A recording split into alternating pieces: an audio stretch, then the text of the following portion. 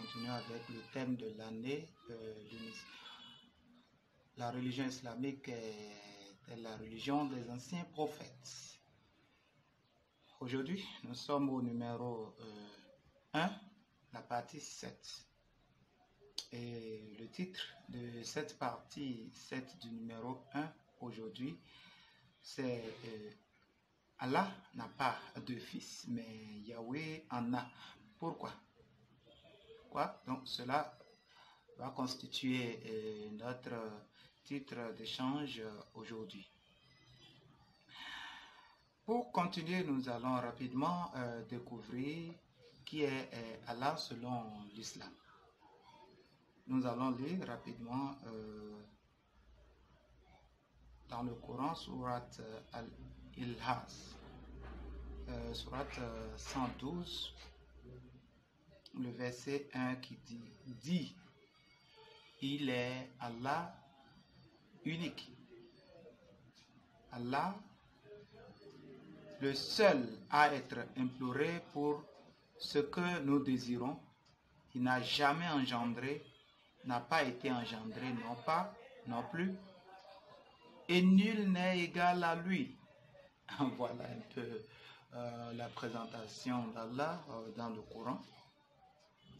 Et c'est ça que la communauté musulmane appelle le monothéisme pur.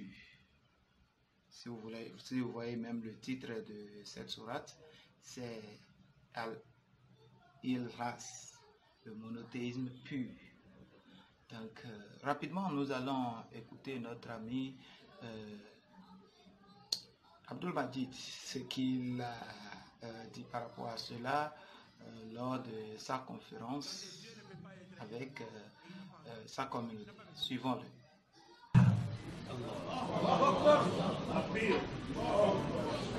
Donc Dieu ne peut pas être engendré et il n'a pas engendré. Il n'a pas besoin. Donc quand le Coran dit Lam yalid wa lam yulad, c'est-à-dire biologiquement Dieu n'est sorti de personne et littéralement nul n'est sorti de Dieu. Parce qu'il est unique et différent de toutes ces créatures. C'est pourquoi la chronologie même de la sourate montre clair. Attribut Samad, il est différent. Nul n'est comme lui. Lam yalid wa lam yulad. Il ne provient de personne, provient de sort littéralement de lui. Tout ce que vous pouvez imaginer, résonner dans votre tête, n'est pas Dieu. Alors, notre ami, c'est que Allah ne peut pas avoir d'enfant parce que il transcende surtout ce que le Coran a dit est une réalité, oui. En partie, nous sommes d'accord avec lui.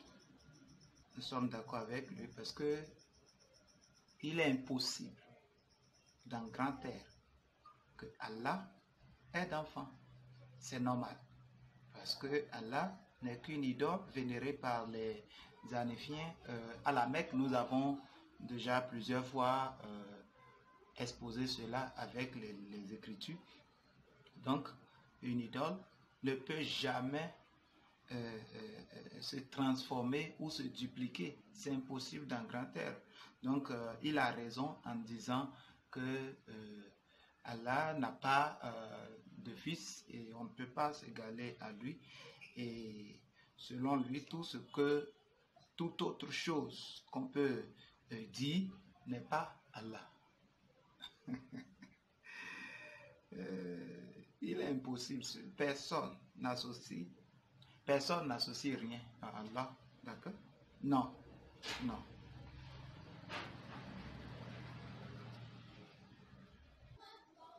Oui, c'est réel. Avant son arrivée, comme on l'avait toujours exposé, les Arabes pré-islamiques avaient attribué 3 déesses à Allah que les Hanafiens adoraient, qui faisaient partie des 360 idoles. Nous avons exposé cela ici. Oui, c'est une attribution. Non, elle ne peut pas avoir d'enfant. C'est impossible dans grand air. Parce que l'être inerte ne peut pas proliférer, ne peut pas se proliférer, ne peut pas se dupliquer. Si vous voyez, prenez rapidement votre Coran, Sourate 37, le verset 149 à 153, là où le prophète parlait avec les idolâtres à son époque. Comme on l'avait dit, avant son arrivée, ils avaient attribué 3 déesses à Allah que les Abu Muttalib et autres adoraient. Donc, on va lire rapidement sur la 37, le verset 149 à 153 qui dit « Pose-leur donc la question, ton Seigneur aurait-il des filles et eux des fils? Ou bien avons-nous créé des anges de sexe féminin et en sont-ils témoins? Certes, ils disent dans leur mensonge, Allah a engendré, mais ce sont certainement des menteurs. Aurait-il choisi des filles de préférence à des fils? » Donc ce verset était en train de dire que s'il s'avérait même que Allah allait avoir d'enfants, ce seraient les garçons de sexe masculin et non des filles.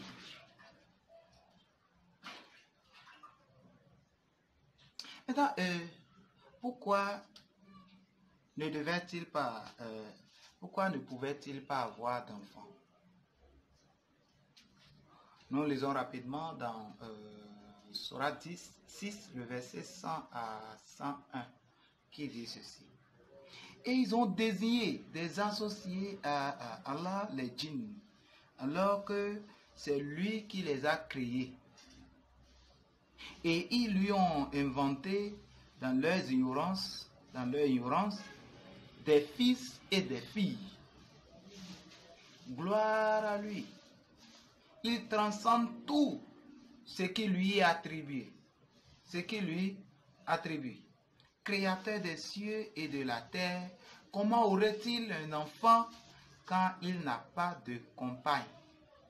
C'est lui qui a tout créé et il est omniscient. Donc, selon ce verset, il ne peut pas avoir d'enfant parce qu'il n'a pas de femme.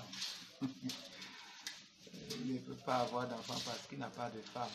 Donc, Allah ne peut pas avoir de femme. Il ne peut pas avoir d'enfant. Donc, sans qu'il n'ait d'enfant, sans qu'il n'ait de femme, comment peut-il avoir d'enfant? Donc, avoir d'enfant dans la compréhension dans l'islam, c'est charnel, physique. Non, ce n'est pas de façon physique que nous parlons. Donc, cela prouve que nous ne parlons pas du même Dieu. Nous ne parlons pas du même Dieu parce que le Dieu de la Bible, dans Luc 3, le verset 21 à 22, tout le peuple se faisant baptiser, Jésus lui aussi baptisé, et pendant qu'il priait, le ciel s'ouvrit et le Saint-Esprit descendit sur lui sous une forme corporelle, comme une colombe, et une voix fit entendre du ciel ces paroles: Tu es mon fils bien-aimé, en toi j'ai mis toute mon affection. Si nous lisons aussi dans Luc 9, le verset 55, qui dit: Une voix sortit. Là, c'est à l'occasion de sa transfiguration. Donc, quand il était allé sur la montagne avec ses disciples, en communiquant, en priant, en même temps, son aspect a changé. Il est devenu blanc. Et quand les disciples ont vu ça, ils se sont prosternés. Et en se levant, parce qu'au moment où ils se prosternaient, ils avaient vu Élie et Moïse qui échangeaient avec lui à propos de sa mort. Parce que sans la mort de Jésus, même ceux qui étaient dans le séjour des morts, ceux qui sont morts avant lui, ne peuvent pas avoir accès au ciel, au royaume des cieux. Donc, il causait la loi et les prophètes venaient causer, parce que Moïse représentait la loi et Élie représentait les prophètes. Donc, ce sont ces deux paramètres qui avaient rayé avant l'arrivée de Jésus. Donc, quand il est arrivé, il causait en même temps. Ils ont vu ces deux personnalités, ces deux figures. Quand ils se sont prosternés, avant de se lever, ils n'ont plus vu les deux personnalités. En se levant, ils ont entendu une voix du ciel qui dit, on dit une voix sortie de la nuée. Celui-ci est mon fils bien-aimé, celui que j'ai choisi, écoutez-le. On pourra se poser la question, est-ce qu'il s'agit de Dieu? Est-ce que c'est Dieu qui l'a dit? On a entendu seulement une voix et ça s'arrête là. Cela était déjà prophétisé bien avant l'arrivée de Jésus-Christ. Ça, c'est dans le livre de Psaume, Psaume chapitre 2, le verset 7, à Zabour 2, le verset 7, il dit, « Je publierai le décret. L'Éternel m'a dit, tu es mon fils, je t'ai engendré aujourd'hui. » Donc, c'était l'Éternel qui avait prédit qu'à son arrivée, il va déclarer cela. Et il a dit ouvertement, tout le monde a entendu. Ce n'est pas quelque chose de cachette, ce n'est pas, ils ont dit, non, non, non. Tous ceux qui étaient là étaient témoins. Ok? Donc, ils étaient témoins. Pour la première fois, ils ont entendu la voix de Dieu. Ils ont entendu la voix de Dieu, ce qui n'a jamais été le cas avant son arrivée. Donc, ici, Dieu disait que Jésus était son fils bien-aimé, l'unique, le seul qui était sorti de lui. Donc, nous ne parlons pas du même Dieu, parce que le Dieu de la Bible a de fils et il a même déclaré à tous les hommes, les gens ont entendu de leur propre oreille que Jésus est le Fils de Dieu. Même quand on dit Al-Masih, quand on dit le Messie est le Fils de Dieu. Si vous voyez, au moment où le roi posait la question à Jésus, il disait, « Es-tu le Messie, le Fils de Dieu ?» Donc, les pharisiens, les juifs, les enfants d'Israël savaient très bien qu'en parlant de Al-Masih, en parlant du Messie, de Christ, il est le Fils unique de Dieu.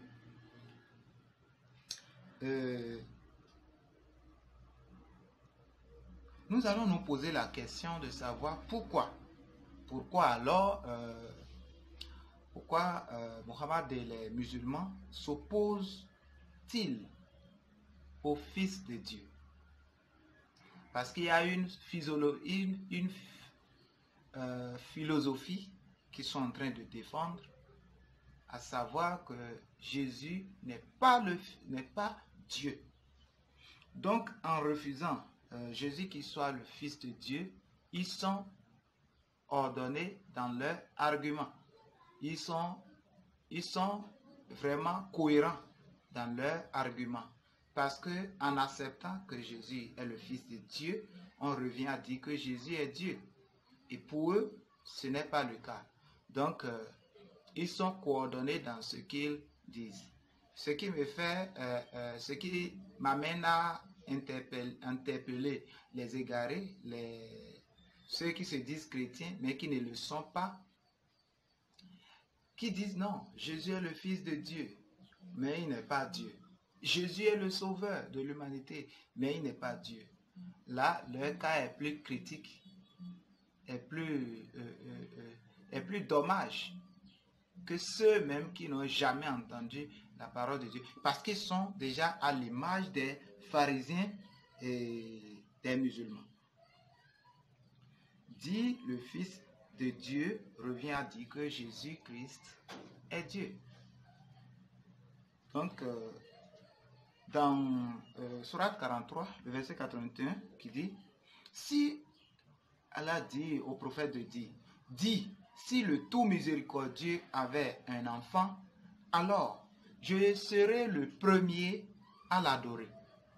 Donc, ça veut dire que si Allah avait d'enfant, cet enfant aussi est Dieu. Ainsi, il a dit qu'il serait le premier à se prosterner et à l'adorer. Donc, pour cela, il ne va jamais croire et accepter que Jésus soit le Fils de Dieu. Là, on leur concède cela. Parce que leur position est claire. Mais sans croire en cela, Jésus a dit dans Jean chapitre 8, le verset 24, aux pharisiens qui avaient la même position. Je vais expliquer. Pas que les Juifs ne croyaient pas que le Messie soit le Fils de Dieu, non. Mais ils ne croyaient pas que Jésus soit le Messie. Et pas ricochet qu'il soit le Fils de Dieu, et par conséquent qu'il soit Dieu. Mais eux sont en train de s'opposer à ce que c'est Jésus-là qui soit le Messie. Eux ils s'opposent à ça. Donc Jésus disait dans Jean chapitre 8, le verset 24, si vous avez la Bible à votre côté, lisez, qui dit, je vous dis d'avance. Et il dit, je vous dis, vous mourrez dans vos péchés. Si vous ne croyez pas que moi je suis. Donc ce qu'il est, nous lisons, regardez ce qu'il a dit, ce qui s'est passé dans Jean chapitre 5, le verset 18 par rapport à l'implication d'accepter Jésus comme le Fils de Dieu, qui soit Dieu. Dans Jean chapitre 5, verset 18, je vais revenir dans Jean 8, verset 24, dont je suis en train de parler. Ici, il dit, à cause de cela, les Juifs cherchaient encore plus à le faire mourir, non seulement parce qu'il violait le sabbat, mais parce qu'il appelait Dieu son propre Père, se faisant lui-même égal à Dieu. Donc, dire que Jésus est le Fils de Dieu, ou bien dire que Dieu est le Père de Jésus-Christ, revient à dire que Jésus est Dieu. Même dans Jean 10, le verset 30 à 33, qui dit, « Or, moi et le Père, nous ne faisons qu'un. » Le verset 31, « Cette fois encore, les Juifs ramassaient des pierres pour le tuer. Alors Jésus leur dit, « Mon Père m'a rendu capable d'accomplir sous vos yeux beaucoup de bonnes actions. Pour laquelle voulez-vous me tuer à coups de pierre? » Les Juifs répliquaient, « Ce n'est pas pour une bonne action que nous voulons te tuer. C'est parce que tu blasphèmes. Bien que tu ne sois qu'un homme, tu veux te faire passer pour Dieu. » Donc, parce qu'il a appelé Dieu son propre Père, mais parce qu'il a dit qu'il est le Fils de Dieu, les Juifs pensaient le tuer parce que eux, d'abord, ils n'acceptaient pas qu'il soit le Messie. Cela était déjà prophétisé avant l'arrivée de Jésus, que les gens de son peuple ne vont pas comprendre, ne vont pas savoir que c'est de lui qu'il s'agit, et cela s'est accompli. Donc, ils n'ont pas accepté ce qui leur amène à dire qu'il n'est pas le Fils de Dieu, et par conséquent qu'il n'est pas Dieu. Parce que lui se dit qu'il est Dieu en disant qu'il est le Fils de Dieu. Donc ça serait terrible et très, très coûteux pour ceux qui se disent chrétiens, mais dans le même temps qui s'opposent à la divinité de Jésus. Donc je disais dans Jean chapitre 8, le verset 24, Jésus a dit, tous ceux-là, parce que les pharisiens refusaient d'accepter qu'il soit de nature divine, il dit, vous mourrez dans vos péchés. Je vous dis, vous mourrez dans vos péchés si vous ne croyez pas que moi je suis. Autre version qui dit, si vous ne croyez pas ce que je suis. Si vous ne croyez pas que moi je suis. Donc, je suis est le nom de Dieu. On va voir ça prochainement lorsqu'on va parler du nom de Dieu pour le nom d'Allah. Donc voilà un peu le Dieu de la Bible a d'enfants, mais le Dieu du Coran n'a pas d'enfants. Est-ce que nous parlons du même Dieu? Non. Non. Non. Et non. Donc, dire que l'islam est la religion des anciens prophètes est un canular. Revient à dire qu'on est en train de mentir. Un djihadiste qui s'est converti disait qu'en lisant le Coran, lui, il a peur. Mais quand il prend la Bible, il retrouve la paix. Et dans son témoignage, toujours, il témoignait cela au frère Rachid. Il disait, mais écoutez, lui, il a compris en fin de compte que le prophète Mohammed était un politique, un homme politique, et qui cherchait des renforts pour pouvoir consolider son pouvoir. Vous voyez? Donc, c'est les conceptions philosophiques, des conceptions pour pouvoir vous maintenir dans l'esclavage. Ça n'a rien à voir avec la foi, la pratique des anciens prophètes. Merci beaucoup, que Dieu vous convainc, parce que nous allons exposer, mais Dieu seul peut vous convaincre. Mais sans Jésus, personne ne peut aller au ciel. Parce que c'est lui seul, avant la fondation du monde, que Dieu a prédestiné pour venir sauver toute l'humanité.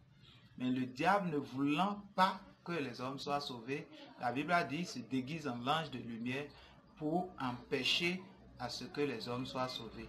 Que Dieu vous bénisse et prenez votre décision avant que la cloche ne sonne, avant que la sirène ne sonne. Merci et à la prochaine. Shalom et salam alaikum. Au revoir, bye.